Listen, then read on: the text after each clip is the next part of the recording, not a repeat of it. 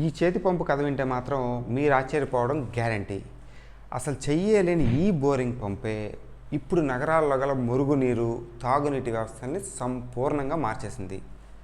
31 August 1854 సంవత్సరంలో లండన్లోని బ్రాడ్షీట్ అనే ఏరియాలో కలరా మహమ్మారి మొదలైంది. 3 రోజుల్లోపే 125 మందికి పైగా మరణించారు.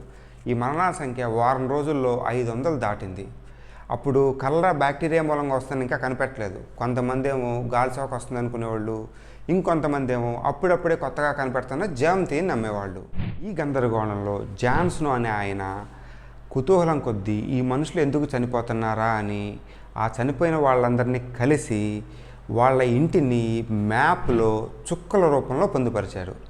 ఆ మ్యాప్ను చూసిన తర్వాత ఆయనకు అర్థమైంది ఏంటంటే ఆ ఇళ్ల మధ్యలో ఒక బోరింగ్ పంపు ఉందని, ఆ నీళ్లు తాగిన వాళ్ళకి మాత్రమే కలరా బాగా వస్తుందని ఆయన కనిపెట్టాడు. ఆ వెంటనే ఆయన అక్కడున్న అధికారులతో మాట్లాడి ఆ పంపుకున్న హ్యాండిల్ని పీకించేశారు. ఆ తర్వాత అక్కడికి వెళ్ళి పరిశీలించి చూస్తే తెలిసింది ఏంటంటే ఆ పంపు పక్కనే ఒక మురుగునీటి గుంట ఉందని, ఆ గుంటలో ఉన్న మురుగునీరు లీక్ అయ్యి ఈ పంపులో ఉన్న నీళ్లతో కలిసి జనాలు ఆ నీరు తాగటం మూలంగా కలరా అందరికీ వ్యాప్తి చెందుతుంది అని. ఏదైనా నిజం నిలకడ మీద తెలుస్తుంది. ఏ మనిషిని అయితే వాళ్ళు అబద్ధం చెప్తున్నారని బుకాయించారో అదే మనిషిని ఆ మహమ్మారి మెడలో ఉంచిన గొప్ప వ్యక్తిగా ప్రపంచం ఈరోజు గుర్తిస్తుంది. ఇలా ఒక మనిషి తనకున్న కుతూహలంతో కనుగొన్న విషయం మూలంగానే ఈ రోజుకి ప్రపంచంలో కొన్ని లక్షల మంది ప్రాణాలు రక్షింపబడుతూనే ఉన్నాయి.